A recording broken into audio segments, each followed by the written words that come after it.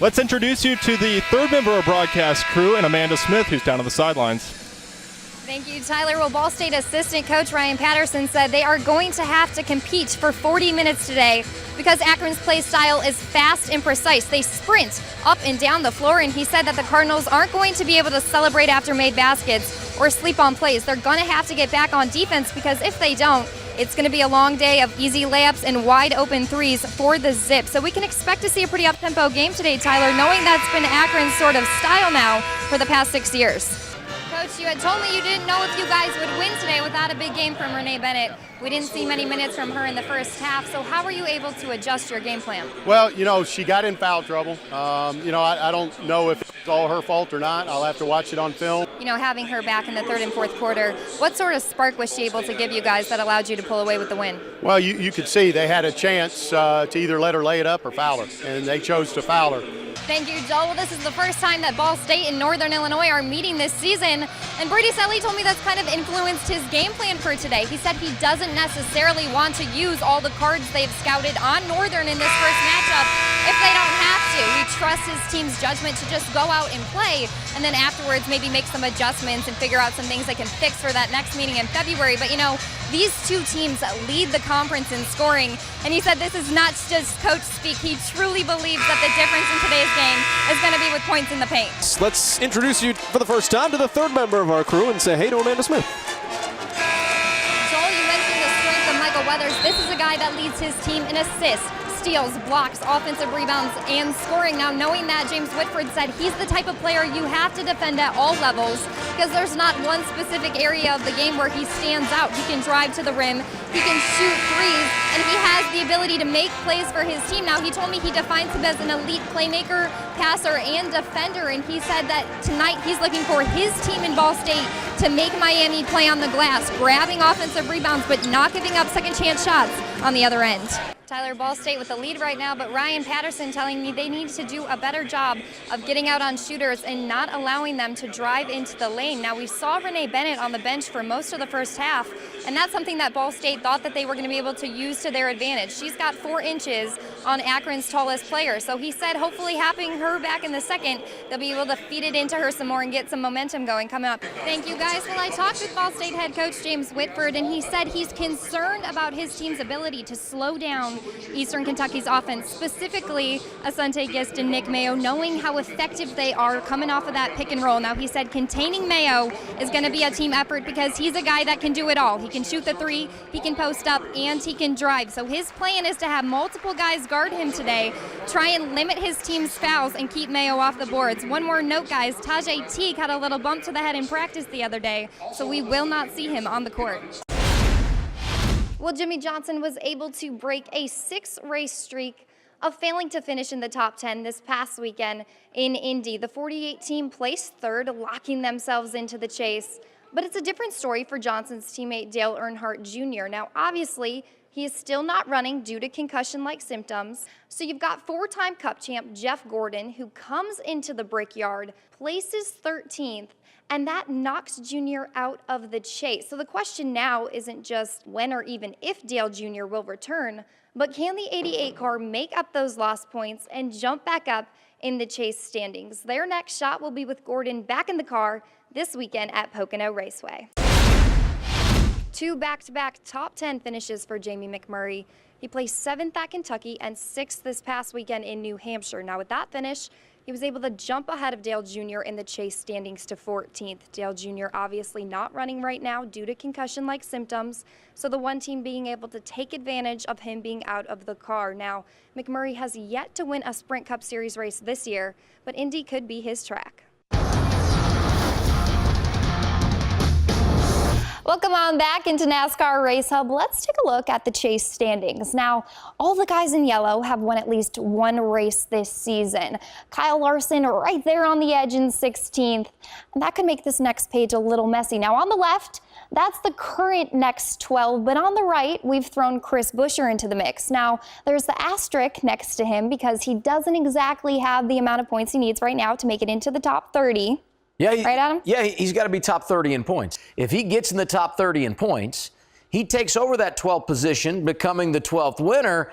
And look what that does to the guy you talked about, Kyle Larson, now on the outside looking in. That's immediately where my eyes go when I look at this. If I'm the 42 team, how concerned am I right now? Very high level of concern. If he stays in, is he championship material to you, or do you see any other guy on this board that you think could win the title? Well, I think Chris Buescher's going to have a hard time. I think, their version of the championship is just making it into the chase. Well, let's get into our social garage now. The little Leo Gordon turned 6 yesterday. Jeff's son celebrating with nothing other than a donut cake. And Adam, you brought in donuts this morning. Yeah, and you know what? His father, Jeff, spends a lot of time with us on the road. He doesn't eat donuts. I can't believe father got son a donut for his birthday. No, he's a health nut, that Jeff Gordon. How does that make any sense? Tyler, we've seen Renee Bennett go up with that little jumper from the block over and over again here in the second half after not playing much in the first. Now, Brady Salih told me he's so proud of her because this game didn't always come easy. He told me coming out of high school, she battled confidence issues with her ability to play at this level, and he said, looking at her, she's perfect for this sport, but it took her a little bit to see that in herself. Now, I asked him where he thought that sort of confidence has come from, and he told me just by practicing day in and day out, proving to herself that she can compete with the best of them, it's continued to rise. Let's go to Amanda real quick.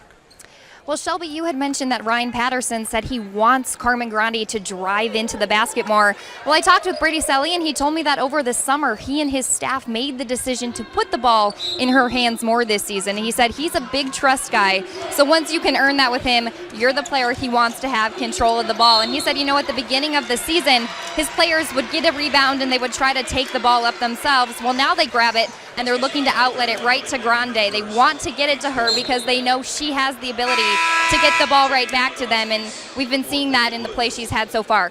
Joel Allie Lehman, no doubt a leader on this team, and that role is actually going to help her post-graduation. She will be the first ever NIU student athlete to graduate ROTC, and after this year, she will be active duty in the U.S. Army for 4 years. Now, she grew up near a training base for the Indiana National Guard, so there was a strong military presence in her community, and she said when military recruiters came to her high school, she was the one doing pull-ups in a dress. Well, James Whitford had told me that in practice, they've really been focusing on adjusting to all the different defenses Miami has. He said it's all about taking care of the ball, telling me they've prepared in practice by going through drills that force the guys to make the right reads, and by doing that, he said hopefully they're going to turn over the ball less. But so far, we've seen a lot of fast breaking by Ball State with Miami turning over the ball.